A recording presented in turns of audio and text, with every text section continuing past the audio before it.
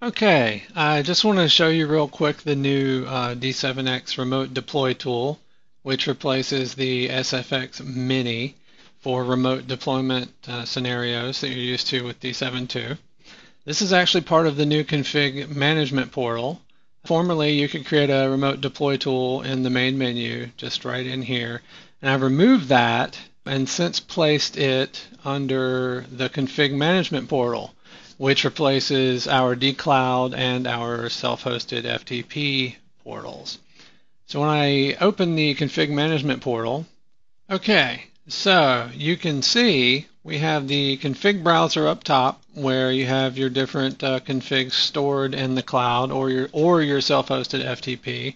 Notice the config browser says dcloud in brackets. It would also say self-hosted FTP if you were using that. So that's how you can differentiate. The configuration, of course, is the same. Of course, your config now is under the config submenu, config main app settings. And that is in the same location under servers, email, and FTP servers. You can also configure that right now, not always, but currently there's a link here to take you straight there under the servers menu. There we are.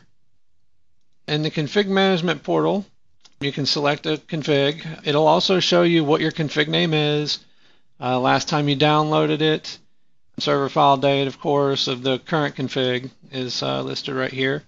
You have the same thing for your definitions, the last download. Actually, if you had merged the definitions, it'll say last merge. The new config portal does differentiate between merging and downloads.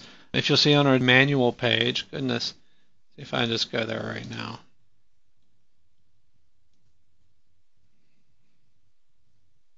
You'll actually see, new for testing, I've got, definitions file on server are newer, and then you have, this is another one of those new things. It's sort of under the hood, but it brings a new prompt.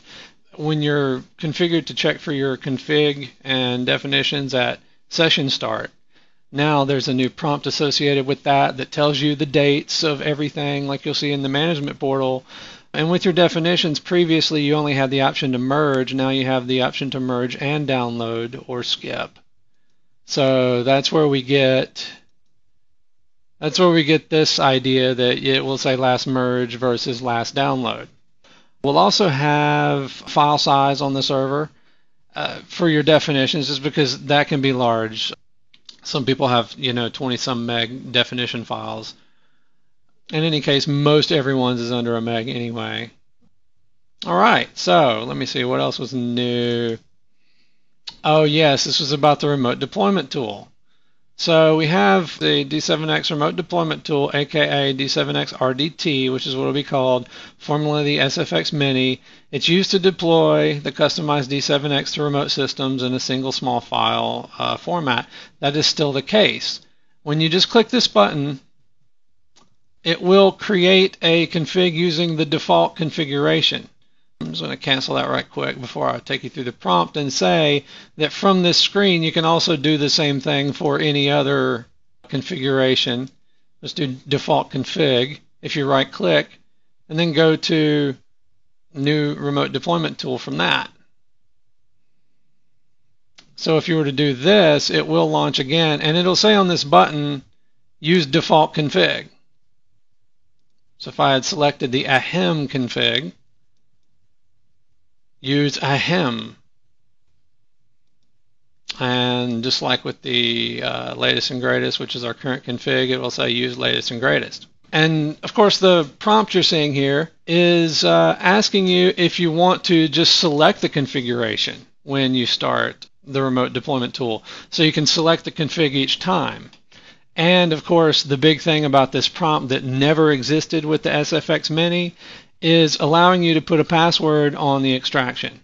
So you can prompt for your technician password, and say if you left the remote deployment tool on someone's system, they can't start your copy of D7 now. Yay. And that's what we would really recommend, so that's going to be the default answer in this box. And we'll do prompt to select config, just so I can show you that. We'll go ahead and create the installer, but wait, there's more. We also have another pop-up that you will not always see. The pop-up tells you that this is a test build version of D7X. Would you like to use test build versions or fast track builds, whichever is available, when you're downloading the latest D7X via this deployment tool? This is not recommended normally because you're working in a remote situation, presumably by using the remote deployment tool. And as such, maybe you don't want to use a product that is a test build or even a fast track. That depends on you. Definitely a test build is not a good idea if you're working remotely on someone's system, because this is essentially an alpha and or beta version of the product, where the fast track would be more like a beta, if that would help describe it in your mind. So you have the option to only use a release version of the software when you use the remote deployment tool. Right this minute, the prompt means very little, because if you select yes, well, there is no release button. There is no release version, so it's still going to download the test build.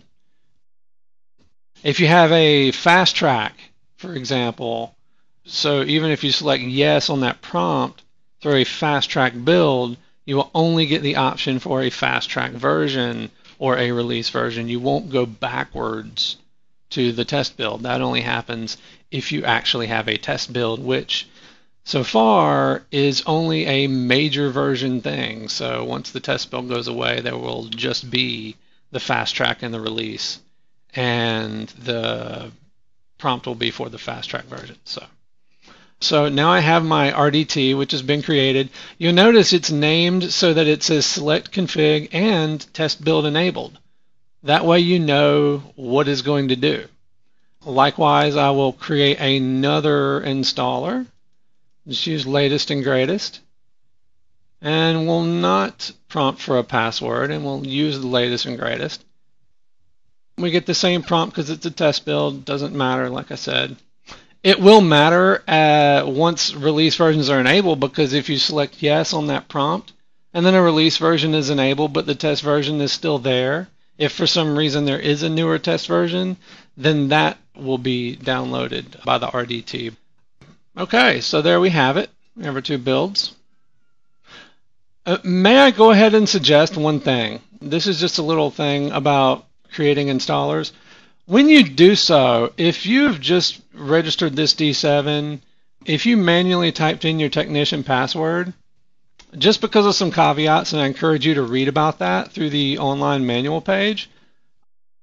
In fact, the very top of the page, there's three little bricks about a setup and usage. The third one, please read for the technician password, will explain to you the technician password is used for encryption, and this is going to explain to you all of the trouble that will happen when you use the wrong password and you don't know it. One of the little tricks to get around that, as that little snippet will describe, is that when you create the tool, upload your config first. Save the config, like say I'm using latest and greatest, and save this to the server. And that will just do an overwrite on the server there. And now that you've saved it to the server, double click it. This will download and reinstate that configuration from the server. Once you've done that successfully, you know that you can create a remote deployment tool from that configuration successfully, because you know that the password used to encrypt the configuration uploaded to the server is the same password that's in the configuration on the server and in the configuration in your local copy. That's just kind of a little side note. It's important to realize that before you can test the new remote deployment tool, you do need to end session if you're going to test it on the same machine. Not ending the session is going to cause D7X, when it extracts, to then run the copy of D7X or D7.2 that is already in an active session on this PC, even if the process is not running. So you always want to end session. whenever testing or starting D7X in a new location, and or whenever testing or starting D7X after D7.2 has been on the system. You always need to end the session. We're going to go with the select config so we can show you what that looks like. That also has the password prompting. And I've opened up this C drive here so I can show you where it's going to create the folder. It will use the local OS folder that you've configured in D7.2 config if you're copying itself to the OS from writable media or from a network location. There is a default, and it is /support /D7X. I believe it used to be /D7.2. All right, so we double click. Oh, first off, actually, you'll note that we have our custom application icon configured for D7X as the application icon for the D7X RDT. You see actually my head with the D7X logo, my little logo face, and that is just what I'm using for my custom icon, but that'll be whatever you have configured for your app logo.icon.ico in D7.2 config. And I'll enter in my technician password. It doesn't actually say that it's a technician password, but we can fix that if we need to. And then we get our UAC prompt. You'll see the support directory is created and the D7X directory. It's also put a new RDT in here. It's downloading our latest D7X. And just behind that window, I've got my prompt for selecting the configuration to continue. We'll just go with the latest and greatest. Previously, we did have a download splash screen, and here you have it. We have the latest and greatest config downloaded via the remote deployment tool, and now instead of our test build D7X folder, which we started from, don't forget we ended session, now we're in the pre-configured folder where it will copy itself to on the client's OS once you get it remote. And the reason is that you might be running this from a temp directory, or most of your remote support tools will push out an executable and run it from a temp directory. This is what that's about. And that way it puts all the tools in a place that you can find if you need to.